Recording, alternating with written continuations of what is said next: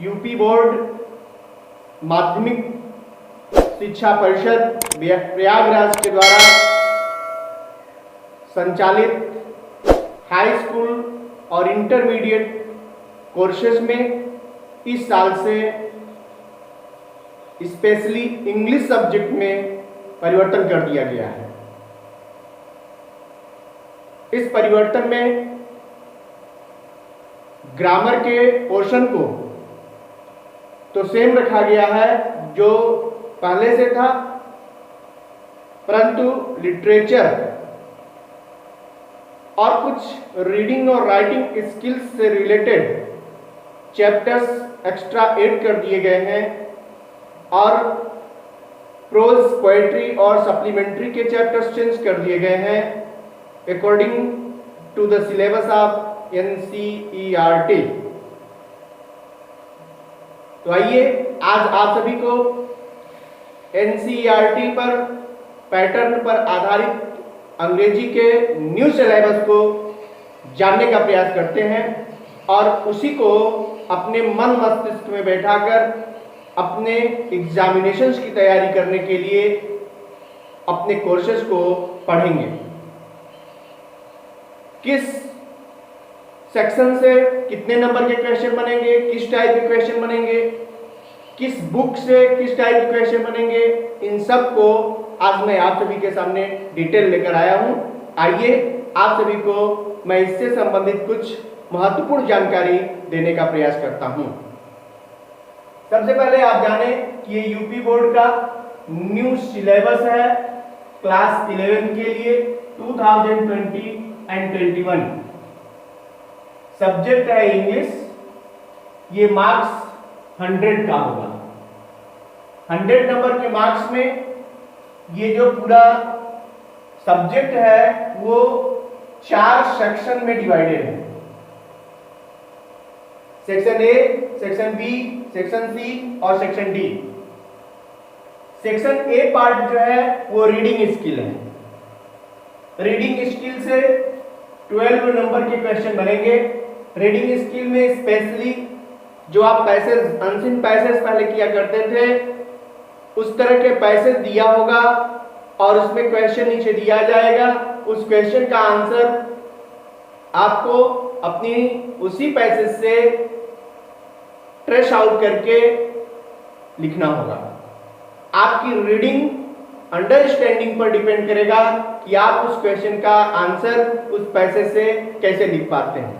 ये 12 नंबर का जो है क्वेश्चन रहेगा सेक्शन ए से। दूसरा सेक्शन बी होगा जो राइटिंग स्किल होगी। राइटिंग स्किल में पहले आप एसे और लेटर एप्लीकेशन को केवल पढ़ा करते थे। अब जो है राइटिंग स्किल में 3 पार्ट बन गए। राइटिंग स्किल से 20 नंबर का क्वेश्चन होगा। इसमें सबसे पहला होगा रिपोर्ट राइटिंग। आपको इसका वो जो है स्ट्रक्चर बनाना होगा और उस स्ट्रक्चर में रिपोर्ट लिखने की शैली आपको समझनी होगी। ये आपको अपने कोर्स में अपने सिलेबस में पढ़ना है। या नोट मेकिंग, नोट कैसे लिखे जाते हैं, नोट कैसे जो है प्रस्तुत किए जाते हैं, लिख करके लोगों के समक्ष प्रस्तुत होते हैं, या समरी कैसे लिखते हैं, इन सबको आपको डिटेल पढ़कर इससे रिलेटेड क्वेश्चन को सॉल्व करना है, जो परीक्षा में किसी 20 नंबर में से 5 नंबर का रिपोर्ट, नोट और समरी होगा। दूसरा है एसे और आर्टिकल राइटिंग। एसे राइटिंग और आर्टिकल राइटिंग ये 10 नंबर का होगा। एसे निबंध, ये तो आप पहले से पढ़ते रहे हैं। आर्टिकल बढ़ गया है कि आर्टिकल कैसे लिखते हैं, इसको भी आपको डिटेल पढ़ाया जाएगा, समझाया जाएगा, इसका स्ट्रक्चर समझाया जाएगा ताकि आप इसको हल कर सकें। ये 10 नंबर में क्वेश्चन होगा। नेक्स्ट है लेटर एंड एप्लीकेशन, यानी लेटर राइटिंग और एप्लीकेशन राइटिंग के लिए ये 5 नंबर का क्वेश्चन आपका लेटर और एप्लीकेशन से होगा। फिर उसके बाद आपका सेक्शन ए और बी आपने समझा।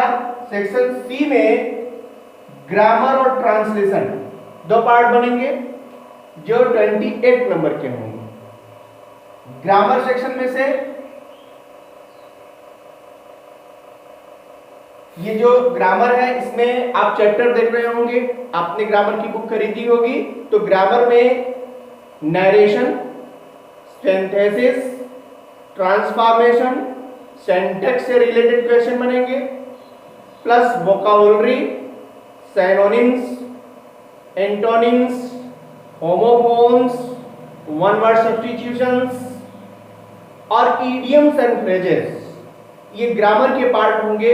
इनसे रिलेटेड 20 नंबर के क्वेश्चंस पूछे जाएंगे और ट्रांसलेशन 8 नंबर का होगा, यानी टोटल 28 मार्क्स का ये ग्रामर होगा। वैसे इसको सही से देखा जाए तो ये जो 3 सेक्शन आप देख रहे हैं, सेक्शन ए भी ग्रामर का ही एक रीडिंग पार्ट है, सेक्शन बी भी राइटिंग स्किल भी ग्रामर का एक पार्ट हुआ करता था, जिसे अब सेक्शन में अलग कर दिया गया है, और सेक्शन सी तो ग्रामर और ट्रांसलेशन के पार्ट में रखा ही गया है। ये टोटल मिलाकर आप देखेंगे तो ये 60 नंबर का केवल ये 3 पार्ट होता है, यानी ये 60 नंबर में ये सेक्शन ए, सेक्शन बी और सेक्शन सी को डिवाइड कर दिया गया है। ये आपका हो गया एक तरह से ग्रामर का पार्ट। उसके बाद अब सेक्शन बी को जब देखते हैं तो section B is the part of literature. Literature यानी साहित्य, जिसमें आप बुक्स पढ़ते हैं, वो लिटरेचर की बुक है। लिटरेचर की बुक इस बार चेंज कर दी गई है, इसे आप देख सकते हैं, ये न्यू बुक है जो यूपी बोर्ड के द्वारा प्रिस्क्राइब कर दी गई है और इसमें चैप्टर्स चेंज कर दिए गए हैं। इस सत्र से इसको एनसीईआरटी पर बेस्ड बना दिया गया है। इसमें इसको 2 पार्ट में बांट दिया गया है। ये जो लिटरेचर की बुक है इसे 2 पार्ट में बांटा गया है, ए हॉर्नबिल, बी स्नैपशॉट्स। ये जो हॉर्नबिल है ये लिटरेचर टेक्स्ट बुक है, जिसमें प्रोज होगा, पोएट्री होगा। प्रोज से 15 नंबर के क्वेश्चन बनेंगे, प्रोज से क्वेश्चन बनेंगे कंप्रीहेंशन टाइप के, प्रोज से क्वेश्चन बनेगा short answer type questions, prose से ही लॉन्ग आंसर टाइप क्वेश्चन भी बनेंगे। इसी तरह पोएट्री से भी, पोएट्री में 2 तरह के क्वेश्चन बनेंगे, एक तो कंप्रीहेंशन टाइप के क्वेश्चन बनेंगे और दूसरा जो है वो सेंट्रल आइडिया से बनेगा, यानी पोयम की आपको सेंट्रल आइडिया लर्न करनी पड़ेगी। हाई स्कूल में आप पोयम भी लिखा करते थे या सेंट्रल आइडिया लिखते थे, दोनों बात इक्वल होता था।